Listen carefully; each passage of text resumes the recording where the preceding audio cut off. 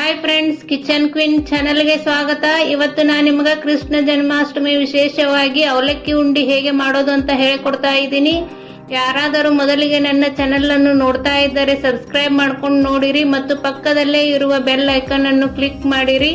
ನಾನು ಮಾಡುವ ಅಡಿಗೆಗಳ ನೋಟಿಫಿಕೇಶನ್ ನಿಮಗೆ ಬರುತ್ತದೆ. ಅವಲಕ್ಕಿ ಉಂಡಿ ಮಾಡಲು ಬೇಕಾಗುವಂತ ಸಾಮಗ್ರಿಗಳು: 1 ಕಪ್ ಅವಲಕ್ಕಿ ತೆಗೆದುಕೊಳ್ಳಬೇಕು. ಮನೆಯಲ್ಲಿ ಮಾಡುವ ಅವಲಕ್ಕಿ ತೆಗೆದುಕೊಂಡ್ರೆ ಸಾಕು. ಮತ್ತು ಡ್ರೈ ಫ್ರೂಟ್ಸ್, ಅರ್ಧ ಕಪ್ ಶೇಂಗಾ ಬೀಜ, ಅರ್ಧ ಕಪ್ ಒಣ ಕೊಬ್ಬರಿ ತುರಿ, 3/4 ಕಪ್ ಬೆಲ್ಲವನ್ನು ತೆಗೆದುಕೊಳ್ಳಬೇಕು. ಮೊದಲಿಗೆ ಒಂದು ಪ್ಯಾನ್ಗೆ ಅವಲಕ್ಕಿಯನ್ನು ಹಾಕಿ ಚೆನ್ನಾಗಿ ಹುರಿದುಕೊಳ್ಳಬೇಕು.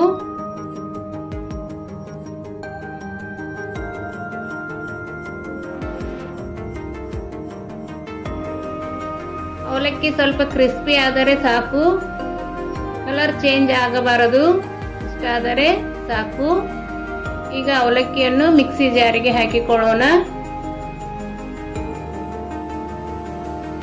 ನಾನು ಇಲ್ಲಿ 1 ಕಪ್ ಅವಲಕ್ಕಿಯನ್ನು ತೆಗೆದುಕೊಂಡಿದ್ದೇನೆ. ನನ್ನ ಚಾನೆಲ್ನಲ್ಲಿ ಅನೇಕ ರೀತಿಯ ಉಂಡಿ ರೆಸಿಪಿಗಳನ್ನು ಹಾಕಿದ್ದೇನೆ, ಒಂದು ಸಲ ಚೆಕ್ ಮಾಡಿ ನೋಡಿರಿ.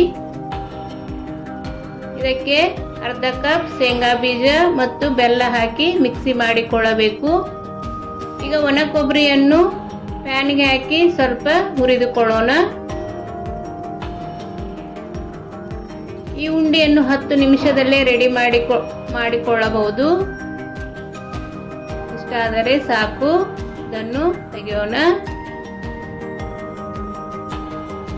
ಈ ಕೊಬ್ಬರಿಗೆ ಮಿಕ್ಸಿ ಮಾಡಿಕೊಂಡಿರುವ ಅವಲಕ್ಕಿ, ಶೇಂಗಾ ಬೀಜ ಮತ್ತು ಬೆಲ್ಲದ ಪೌಡರ್ ಅನ್ನು ಸೇರಿಸಿಕೊಳ್ಳೋಣ.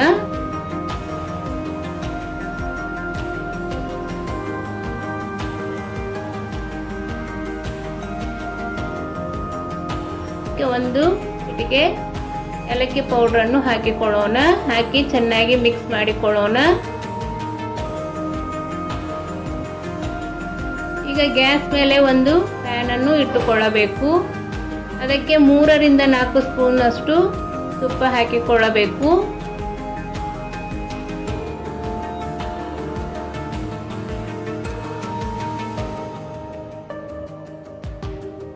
ಇಲ್ಲಿ ನಾನು ಗೋಡಂಬಿ, ದ್ರಾಕ್ಷಿ ಮತ್ತು ಬಾದಾಮನ್ನು ತೆಗೆದುಕೊಂಡಿದ್ದೇನೆ. ನಿಮಗೆ ಯಾವುದು ಬೇಕೋ ಆ ಡ್ರೈ ಫ್ರೂಟ್ಸ್ ಅನ್ನು ಹಾಕಿಕೊಳ್ಳಬಹುದು.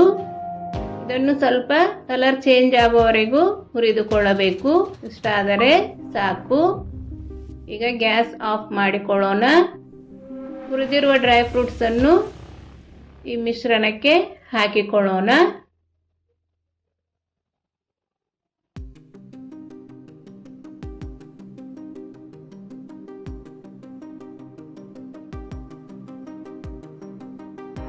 ಇದು ತುಪ್ಪ ಬಿಸಿ ಇರುವುದರಿಂದ ಹುಷಾರಾಗಿ ಮಿಕ್ಸ್ ಮಾಡಿಕೊಳ್ಳಿರಿ.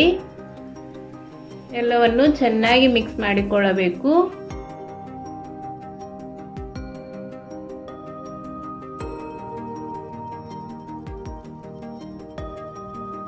ನಾನು ಮಾಡುವ ಅಡಿಗೆಗಳು ನಿಮಗೆ ಇಷ್ಟವಾದರೆ ನಮ್ಮ ಚಾನೆಲ್ ಅನ್ನು ಸಬ್ಸ್ಕ್ರೈಬ್ ಮಾಡಿ, ಶೇರ್ ಮಾಡಿ, ಲೈಕ್ ಮಾಡಿ ಮತ್ತು ಪಕ್ಕದಲ್ಲೇ ಇರುವ ಬೆಲ್ ಐಕಾನ್ ಅನ್ನು ಕ್ಲಿಕ್ ಮಾಡಿರಿ.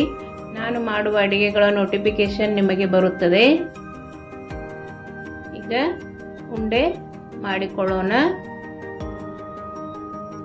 ಈ ಉಂಡೆ 10 ನಿಮಿಷದಲ್ಲೇ ರೆಡಿ ಆಗುತ್ತದೆ. ಒಂದು ಸಲ ಟ್ರೈ ಮಾಡಿ ಹೇಗೆ ಬಂತು ಅಂತ ನನಗೆ ಕಮೆಂಟ್ ಮಾಡಿರಿ. ಮತ್ತು ಕೃಷ್ಣ ಜನ್ಮಾಷ್ಟಮಿಗೆ ವಿಶೇಷವಾಗಿ ನೈವೇದ್ಯ ಮಾಡಬಹುದು.